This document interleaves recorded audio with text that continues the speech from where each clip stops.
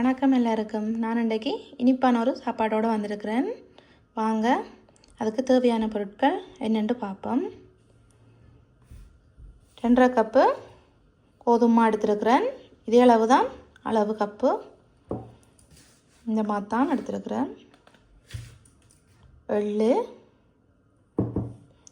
வெள்ளை சீனி, தேவையான அளவு தண்ணி, உப்பு, எண்ணெய் எடுத்துருக்கிறேன். இப்போ வாங்க உப்பு போட்டுக்கொள்ளுவோம்.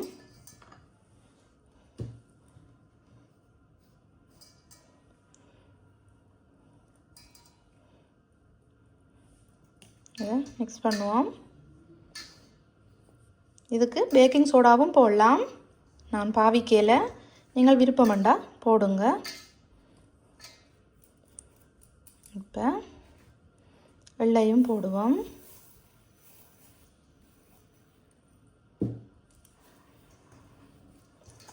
வெள்ளை உங்களோட அளவுக்கு ஏற்ப போட்டுக்கொள்ளுங்க.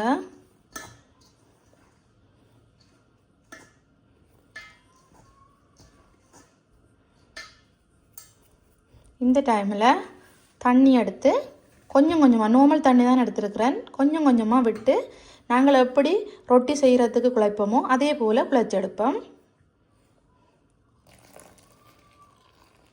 கொஞ்சம் கொஞ்சமாக விட்டு குழைச்செடுப்போம். மாவெல்லாம் குழைச்சி எப்படி ரொட்டிக்கு ரவுண்டாக எடுத்து வைப்போமோ அதே போல் வச்சுருக்கிறேன். இப்போ இதில் வச்சு தட்டி எடுக்க போகிறேன். இதால் உருட்டினீங்களன்னு சொன்னால் மெல்லிசாக வரும். மெல்லிசாக எவ்வளவு மெல்லிசாக தட்டேலுமோ அவ்வளவு தட்டுங்க. நல்ல மெல்லிசாக தட்டிட்டேன். இதை இப்போ சின்ன சின்னனா வெட்டி எடுப்போம். இது என்ன பலகாரம்னு சொன்னால் வெட்டு பலகாரம். நார்மலாக தனியாக கோதுமாவில் தான் செய்கிறவேல். நான் சின்னாக்களும் சாப்பிட்றபடியாக கொஞ்சம் எள்ளு சேர்த்துருக்குறேன். எள்ளு சேர்த்து செய்ய நல்லாவே இருக்குது. நீங்களும் செய்து பாருங்கள். வாங்க இப்போ சின்ன சின்னனா வெட்டுவோம்.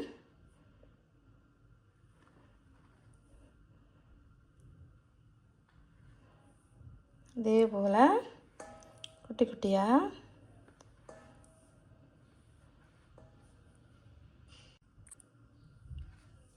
வெட்டிட்டேன். இனி இதை திருப்பி வெட்டணும். மற்ற பக்கம் உங்களோட அளவுக்கு ஏற்ற மாதிரி வெட்டிக்கொள்ளுங்க.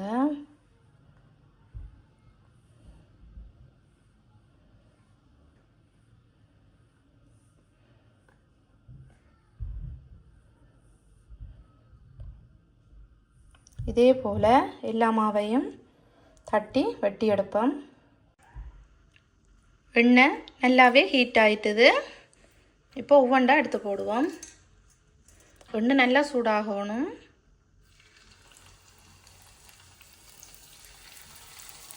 எல்லாத்தையும் இதே போல் போடுவோம். நல்லாவே பொரிஞ்சு கொண்டிருக்கு. திருப்பி விட்டுக்கொள்ளுவோம். நல்லா ப்ரௌனாக வர இறக்குவோம். எல்லாமே ப்ரௌன் ஆகிட்டுது. இந்த எண்ணெயிலிருந்து வர பபுள்ஸ் எல்லாம் தானாகவே நின்றும். அப்போவே ரெடி ஆகிட்டுன்னு அர்த்தம். இப்போ இறக்குவோம். எண்ணெயை நல்லா வடிச்செடுங்க.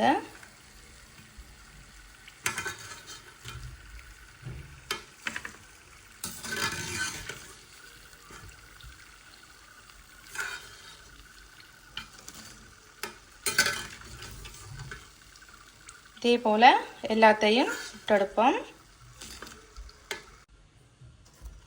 எல்லா மாவுருண்டையிலையும் பொரிச்சு எடுத்துட்டேன். பாருங்கள் அவ்வளவு மொரமொரன்னு இருக்குது. நான் பேக்கிங் சோடா ஒன்றுமே போட இல்லை. இப்போ வாங்க இதுக்கான பாகு காய்ச்சுவோம். சட்டி வச்சுருக்கிறேன். எடுத்து வச்சுருக்கிற சீனியை போடுறேன். இந்த கப்பால் 1/2 கப் தண்ணி இருக்குது. அதை விடுவோம்.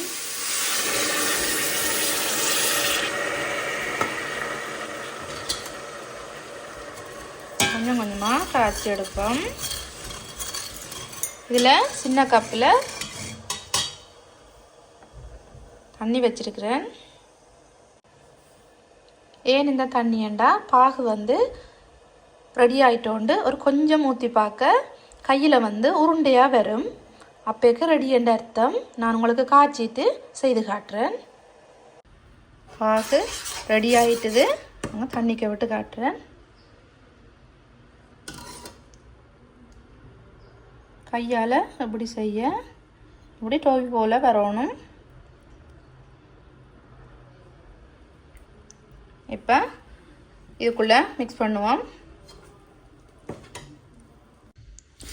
சூப்பரான வெட்டு பலகாரம் ரெடி ஆகிட்டுது.